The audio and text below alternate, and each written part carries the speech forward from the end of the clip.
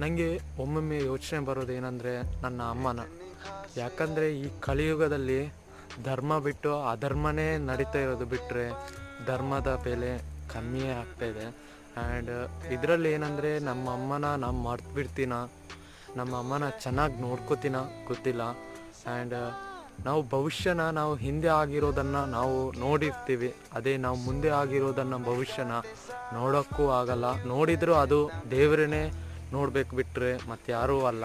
And ನಮ್ಮ ಹಣೆ ಬರದಲ್ಲೂ ಏನೇನು ಬರೆದಿದೆಯೋ ಅದೇ ಆಗುತ್ತೆ ಬಿಟ್ಟರೆ ಮತ್ತು ಏನೂ ಆಗಲ್ಲ ಅಂತ ಹೇಳ್ತಾರೆ ಒಬ್ಬೊಬ್ಬರು. ಆ್ಯಂಡ್ ಈ ಭವಿಷ್ಯನ ನೋಡೋದು ನಿಲ್ಲಿಸೋದು ದೇವ್ರು ಬಿಟ್ಟರೆ ಮತ್ತು ಯಾರೂ ಇಲ್ಲ. ಅದರ ಮಧ್ಯದಲ್ಲಿ ನನ್ನ ಅಮ್ಮನ ನಾನು ಮರ್ತು ಬಿಡ್ತೀನ. ಈ ಹೆಂಡತಿ, ಹಣ ಮತ್ತು ಮೋಹ, ಪ್ರೀತಿ, ಮಕ್ಕಳು, ಇದು ಎಲ್ಲ ಈ ಮಧ್ಯದಲ್ಲಿ ನಾನು ಅಮ್ಮನ ಮರ್ತು ಬಿಡ್ತೀನ ಗೊತ್ತಿಲ್ಲ, ನೋಡೋಣ.